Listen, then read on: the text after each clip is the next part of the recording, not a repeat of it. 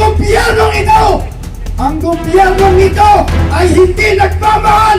Nananawagan po ako sa kapatiran ng guardians na tayo ay manindigan. Alam natin na si Armang Abraham ay pinaglaban kay Ferdinand Sr. Bagsak ng gobyernong ito! Ang gobyernong ito ay hindi nagmamahal sa ating lahat! Bakit? Kasi tayo mismo ang kumukonsinti sa korupsyon na ginagawa nila. Nananawagan po ako sa kapatiran ng guardians na tayo ay manindigan. Alam natin na si Armang Abraham ay pinaglaban kay Ferdinand Sr. ang Diablo Squad. Pero ngayon, nanalo siya, napagtagumpayan niya. Kaya tayong mga guardians ay nananatili, nakatayo dito sa Pilipinas. Ngayon natin simulan ang pakikibaka para sa ating mga anak, para sa ating mga kaapu-apuhan. Hahayaan na lang po ba natin na kunin nila ang kaban ng bayan? Doon po sa aming lugarin sa Pasay, ang isang pamilya ay naknakan ng super nagnakaw. Kaya po magkaisa po tayo. Ngayon na po ang tamang panahon. Bukas, magsama-sama tayo. Ibagsak, ibagsak, ibagsak ang rehimeng Marcos. Ipagtaguyod ang karapatan ng bawat isa. Aantayin pa po ba natin na humingi ng gatas ang ating mga anak para lang maisip natin na kailangan nating ipaglaban ang karapatan ng mga kabataan? Kitang-kita nyo naman, ayan po ang pera. Nakita nyo naman yung mga flood control. Nakakahiya. Napakaraming foreigner kanina, pero sumisigaw kami, bumusina kayo para marinig ng taong bayan ang hinagpis, ang hinanakit, ang sakit ng dibdib at ng kalooban ng bawat isang Pilipino na nararamdaman ang korupsyon sa ating bayan. Kailan pa tayo lalaban? Kailan pa tayo maninindigan? Dapat po, bukas na, magkaisa tayo, ibagsak ang rehimeng Marcos. Ibalik natin ang espiritu ng people power. Dahil ito lamang po ang tanging paraan para ibagsak ang ganyang klaseng administrasyon. Kami po sa guardians, ayaw po sana namin makahalo dahil ang aming pong aim ay ipagtanggol ang bayan. Ngunit alam po natin na baluktot na, sagad-sagad na ang kanilang pagnanakaw sa ating bayan. Simpleng pagnanakaw, snatcher, kulong. Pero itong mga to, bilyon-bilyong piso, kailangan pang imbestigahan. Kitang-kita naman, may ebidensya, may testigo, pero walang maipakulong. Lihis ng lihis sa usapan para wag silang makulong. Natatawa nga po ako, minsan nakapost sa Facebook, ang sabi doon, buti pa, si Congressman Saldico, 6 ang chopper, ay jet, pero yung ating naval base, walang pang-responde ng helicopter. Di po ba nakakainis? Sila-sila na lang ang nakikinabang sa kaban ng bayan. Bumili ka ng tuyo, dati 4 na piraso, 10 piso. Ngayon, 2 piso, 2 tuyo, 10 piso. Hindi nyo nararamdaman yan. Hindi yan nararamdaman nila. Tayong mahihirap ang nakakaramdam yan. Bakit hindi tayo magsama-sama? Ngayon natin ipakita ang tunay na kapangyarihan ng taong bayan.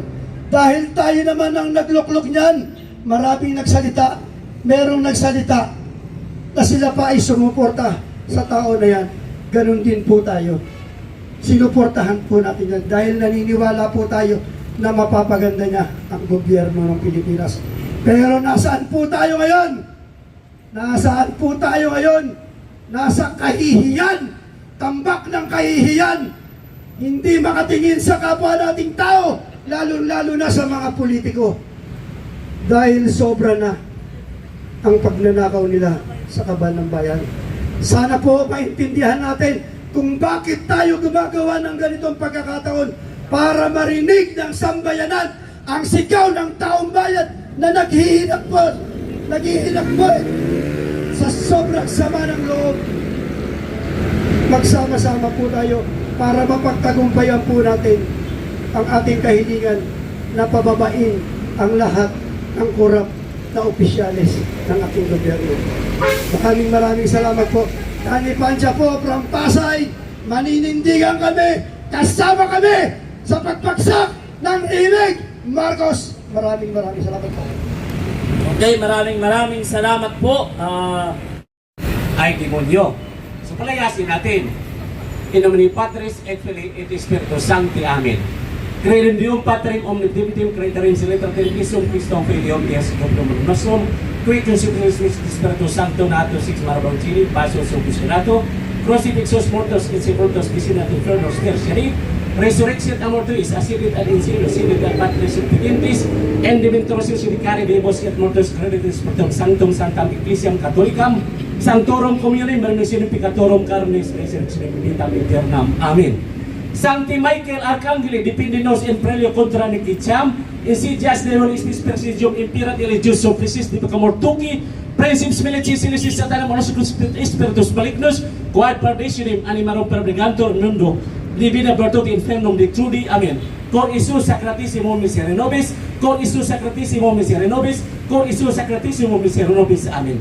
Pater noster quis in cieli sanctificetur nomen tuum ad vigna regnum tuum biat voluntas tua sicut in cielo et in terra panem nostrum quotidianum da nobis hodie et dimitte nobis dimitte nostra dimitte et nos dimitteribus nostris et demus Lucas in tentationem sed libera-nos a malo. Amen.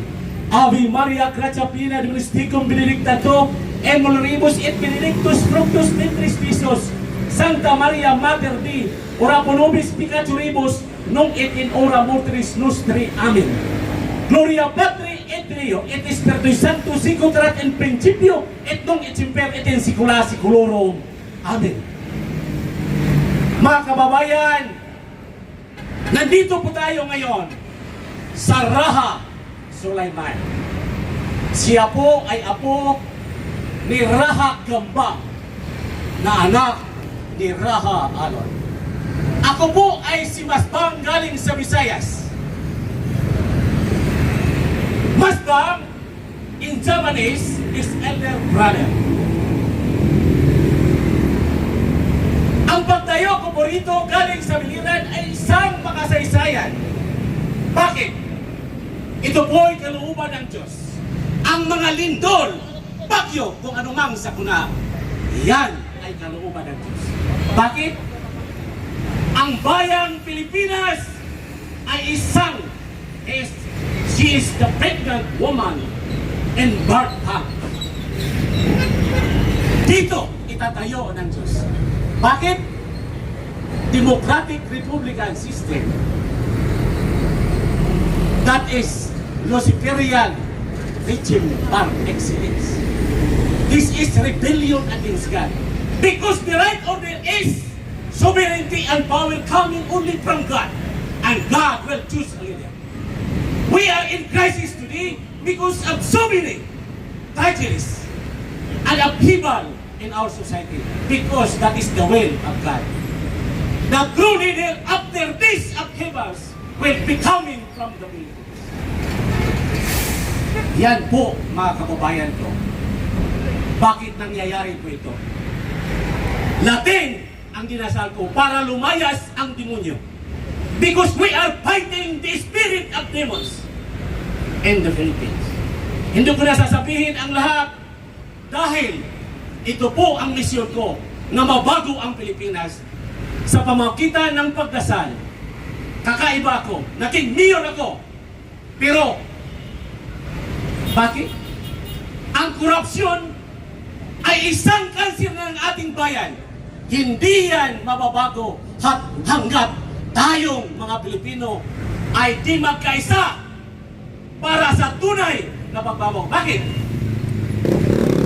The concept of our government is contrasting to the Filipino culture.